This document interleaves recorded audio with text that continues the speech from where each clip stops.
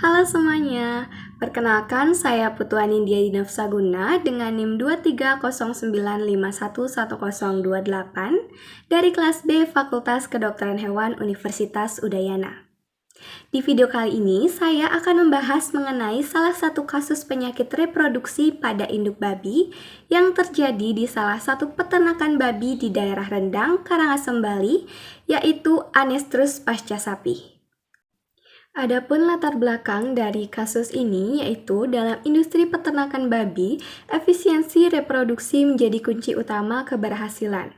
Target seperti jumlah anak per kelahiran 12 hingga 14 ekor, angka sapi di atas 90%, dan interval sapi kawin di bawah 7 hari menjadi indikator penting keberhasilan sistem produksi. Namun, salah satu kendala yang cukup sering dijumpai di lapangan adalah anestrus pasca sapi, yaitu kondisi ketika induk babi tidak menunjukkan tanda-tanda birahi setelah anaknya disapi. Masalah ini dapat menyebabkan terganggunya siklus reproduksi dan menurunkan produktivitas secara keseluruhan.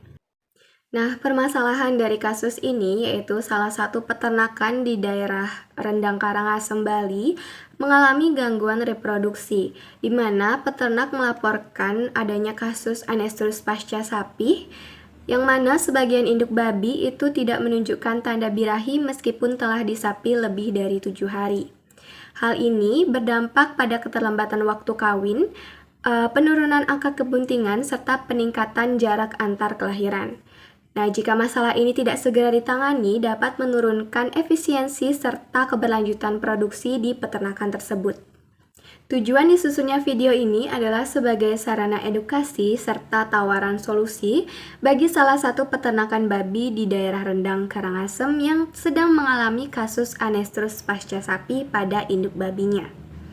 Kondisi ini telah menyebabkan tertundanya proses perkawinan ulang, penurunan tingkat kebuntingan, serta penurunan produktivitas secara keseluruhan.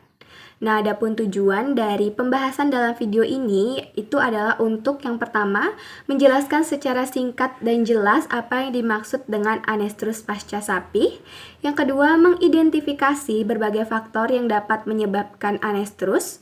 Yang ketiga, menunjukkan bagaimana anestrus ini berdampak terhadap efisiensi reproduksi dan ekonomi di peternakan. Dan yang terakhir itu menyampaikan solusi yang praktis yang dapat langsung dipraktekkan di lapangan. Baik, selanjutnya kita akan masuk ke dalam pembahasan. Jadi, anestrus pasca sapi adalah tidak munculnya tanda-tanda birahi dalam 3-7 hari setelah penyapihan. Normalnya, estrus itu akan muncul sekitar hari ketiga hingga hari kelima pasca penyapihan. Jika lebih dari itu belum tampak tanda birahi, maka bisa dianggap bahwa induk babi mengalami gangguan pada sistem reproduksi akibat faktor hormonal, nutrisi, atau manajemen.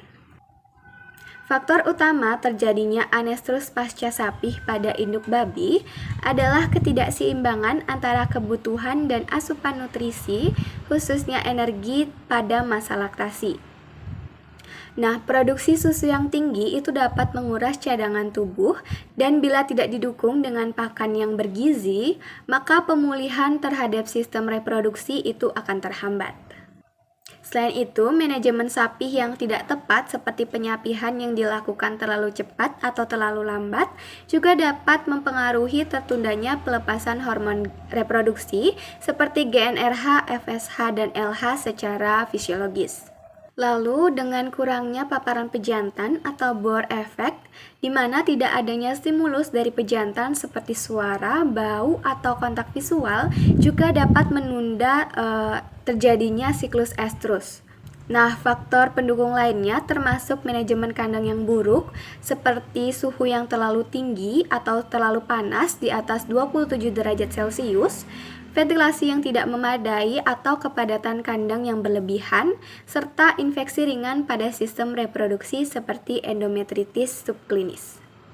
Adapun dampak terhadap peternakan dan ekonomi akibat anestrus pasca sapi ini, yang pertama itu perpanjangan interval sapi kawin, di mana induk tidak bisa segera dikawinkan sehingga memperlambat siklus reproduksi dan menurunkan efisiensi waktu. Dampak yang kedua itu penurunan frekuensi kelahiran. Jumlah kelahiran per tahun itu akan menurun karena siklus reproduksi menjadi lebih jarang.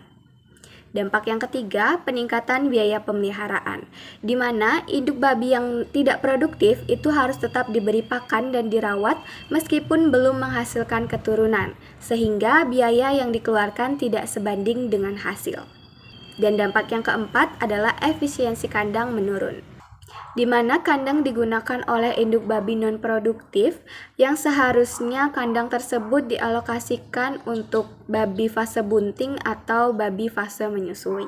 Baik, selanjutnya adalah beberapa solusi atau cara yang dapat dilakukan oleh peternak. Cara yang pertama adalah dengan flushing nutrisi. Peningkatan asupan energi, khususnya karbohidrat, dilakukan sejak 2-3 minggu sebelum sapi hingga masa kawin.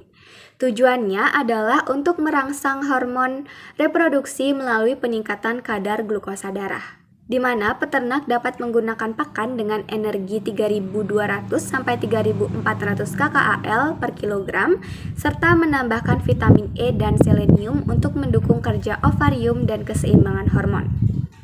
Lalu cara yang kedua adalah stimulasi pejantan atau boar exposure. Paparan pejantan selama 10 hingga 15 menit per hari pasca sapi dapat merangsang pelepasan hormon GnRH melalui efek feromon sehingga mempercepat timbulnya estrus. Yang ketiga ada manajemen stres dan lingkungan, di mana peternak dapat meminimalkan kepadatan kandang dan memastikan bahwa suhu kandang itu tetap nyaman, di antara suhu 18 derajat Celcius hingga 22 derajat Celcius. Kemudian ventilasi dan pencahayaannya juga harus cukup untuk menghindari stres kronis. Dan cara yang keempat atau yang terakhir itu ada terapi hormonal, di mana jika estrus tidak muncul lebih dari 7 hari, terapi hormonal dengan PG 600 atau kombinasi PMSG dan HCG bisa diberikan untuk menyingkronkan dan merangsang estrus.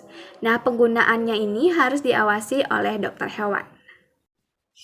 Baik, adapun kesimpulan dari pembahasan tadi adalah anestrus pasca sapi merupakan gangguan umum dalam reproduksi babi, namun dapat dicegah dan ditangani dengan manajemen yang tepat. Penyebabnya meliputi nutrisi yang kurang, stres lingkungan, manajemen sapi yang tidak ideal, dan gangguan hormonal. Dengan menerapkan flushing nutrisi, boar exposure, manajemen kandang yang baik, dan terapi hormon bila diperlukan, maka 90 hingga 95% induk diharapkan menunjukkan birahi dalam 3-7 hari pasca sapi, sehingga siklus reproduksi tetap berjalan lancar dan efisien. Nah, ini merupakan beberapa daftar pustaka yang saya gunakan dalam membuat pembahasan dalam video ini. Baik, demikian penjelasan mengenai salah satu kasus penyakit reproduksi pada induk babi yang terjadi di salah satu peternakan babi di daerah Rendang, Karangasem, Bali. Jika terdapat kekurangan atau kesalahan dalam penyampaian materi, saya mohon maaf dan terima kasih. Sampai jumpa.